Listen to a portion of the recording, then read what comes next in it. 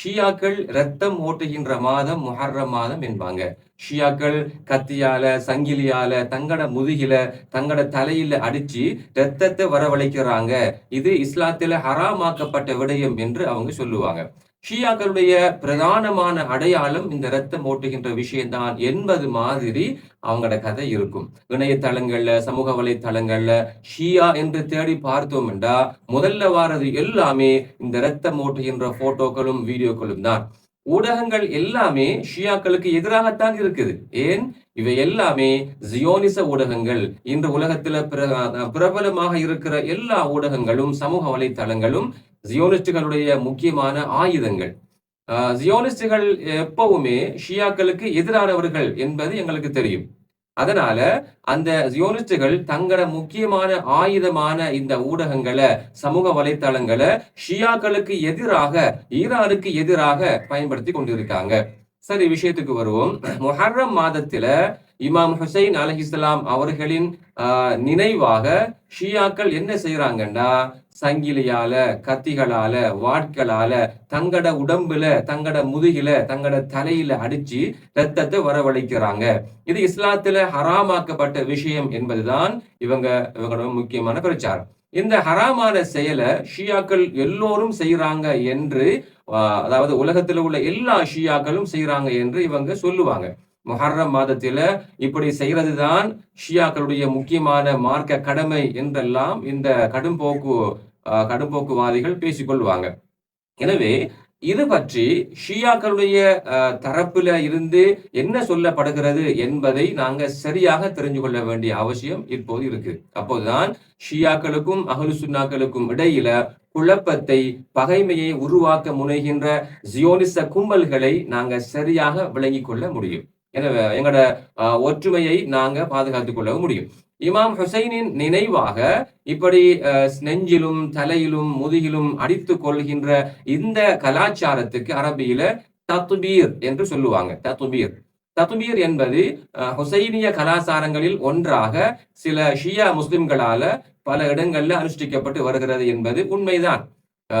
கர்பலாவில கொடூரமாக படுகொலை செய்யப்பட்ட இமாம் ஹுசைனுக்கு இரங்கல் தெரிவிக்கும் வகையில, அந்த கவலையை வெளிப்படுத்தும் வகையில வாள், கத்தி, சங்கிலி அல்லது ஏதேனும் ஒரு கூர்மையான கருவிகளால தலையின் உச்சியில அல்லது முதுகில அடித்து காயத்தை ஏற்படுத்திக் கொள்வதைத்தான் தத்பீர் என்று சொல்லப்படுகிறது.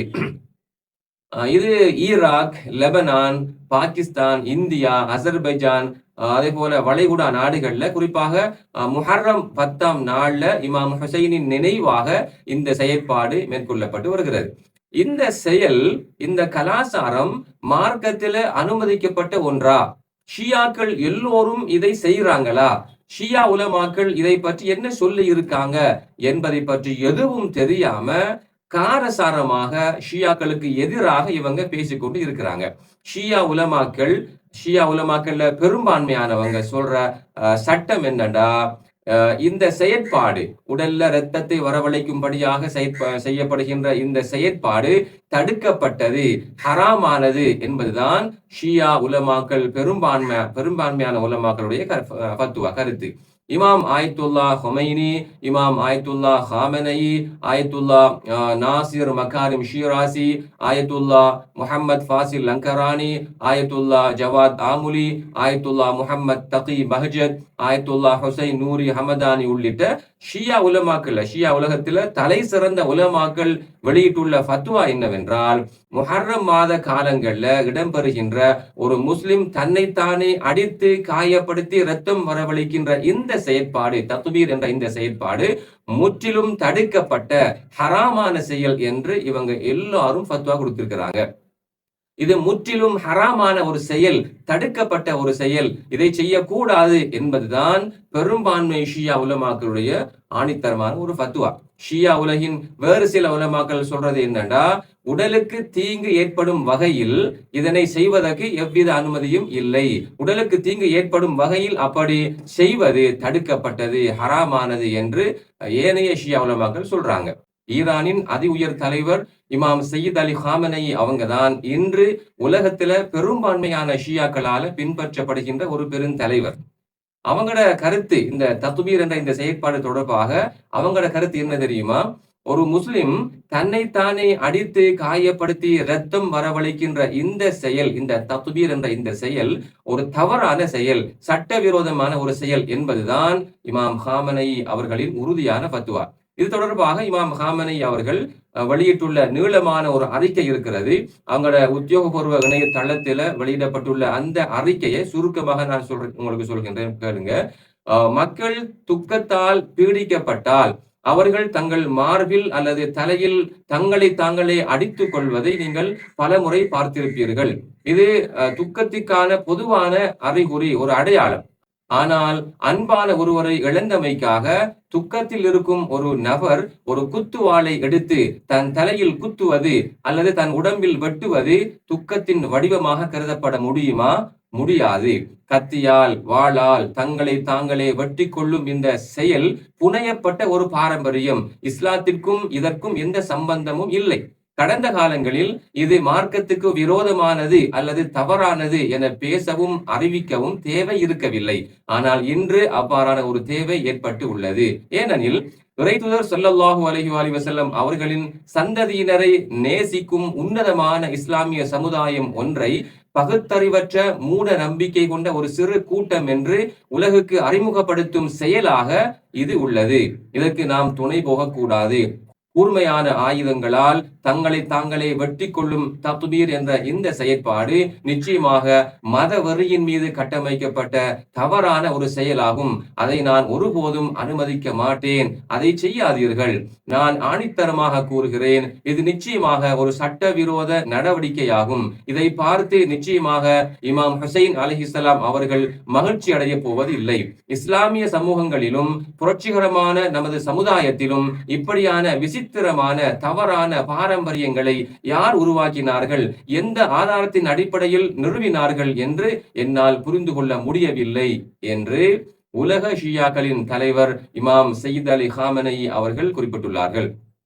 இப்போதைய காலத்தில இஸ்லாத்தின் எதிரிகளால இஸ்லாத்திற்கும் முஸ்லிம்களுக்கும் எதிரான ஒரு பிரச்சார ஆயுதமாக, குறிப்பாக அஹ்லுல் பைத்தை பின்பற்றுகின்ற ஷியா சமூகத்துக்கு எதிரான ஒரு பிரச்சார ஆயுதமாக இந்த தத்பீர் என்ற இந்த செயற்பாடு பயன்படுத்தப்படுகிறது. ஷியாக்கள் என்றதும் அவங்க தங்களை தாங்களே வெட்டி கொள்ளக்கூடிய ஒரு பிற்போக்கான கூட்டம், காட்டு விராட்டிகள் என்பது போன்ற ஒரு பிம்பத்தை உருவாக்குவதற்கு எதிரிகள் இதனை பயன்படுத்திக் கொள்கின்றார்கள். உலகத்தில வேகமாக பரவி வருகின்ற ஷியா சிந்தனைகளை தடுத்து நிறுத்துவதற்கும் இஸ்லாத்தின் எதிரிகள் இதனை ஒரு நல்லதொரு வாய்ப்பாக பயன்படுத்தி கொண்டு வராங்க.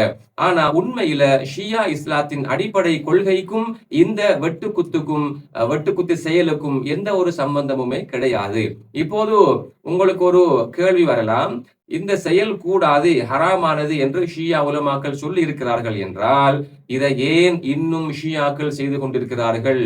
அப்படி ஒரு கேள்வி, நியாயமான கேள்வி உங்களுக்கு வரலாம். தத்பீர் என்ற இந்த செயல் பெரும்பாலும் ஷியாக்கள் மத்தியில நடைமுறையில இல்ல. ஈரானில இது முற்றிலும் தடை.